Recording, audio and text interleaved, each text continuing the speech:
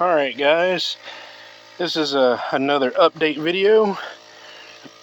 I'm kind of worn out a little bit just because my topside creeper's been broken for about a month now, so I've been having to climb up and down this truck and lay across here. That's why I have this kneeling pad here. And if you can see these indentions, it's from this and this. So even though this is pretty thick, it's still going through and I can still feel that. So I really do need to get another topside creeper. As you can see, it broke. Topside creepers really aren't meant to be on gravel. So, I mean, with the uneven surface that it's on, it was only a matter of time before it broke. Now, technically, I could, because this is a Beaver topside creeper. Yeah, because this one's on its way out too.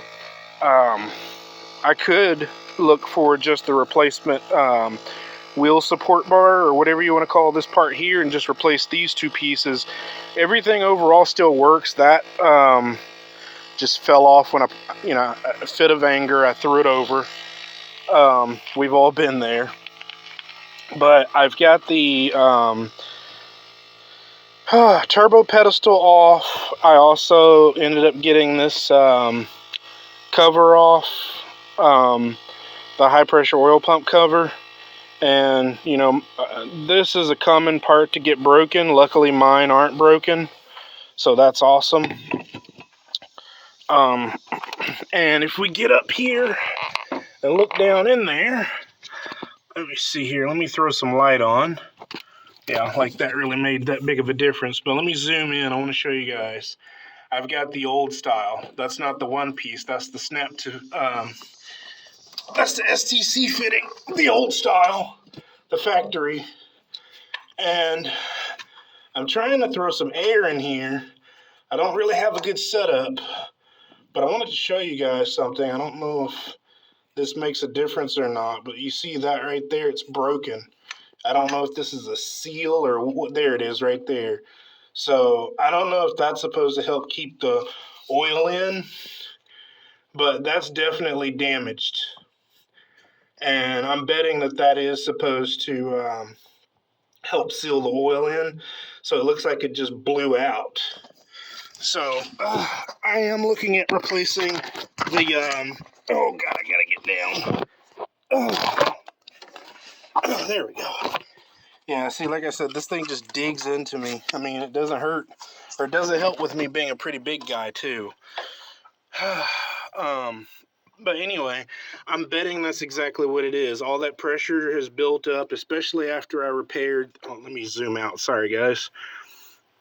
Especially after I repaired the number 3 injector on the passenger side. I'm betting that,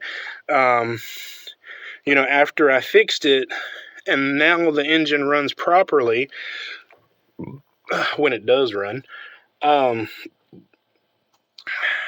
the pressure's built up now. So with that pressure being built up, and that's the old STC fitting, I bet you that's what happened. It blew out. And so I'm going to have to order the STC fitting. I just finished filling my compressor back up. It did run kind of low. Mine doesn't max out at like 150 or 200. I think I can get like 90 PSI out of it. So what my plan is, I mean, like I said, I don't have a fancy setup.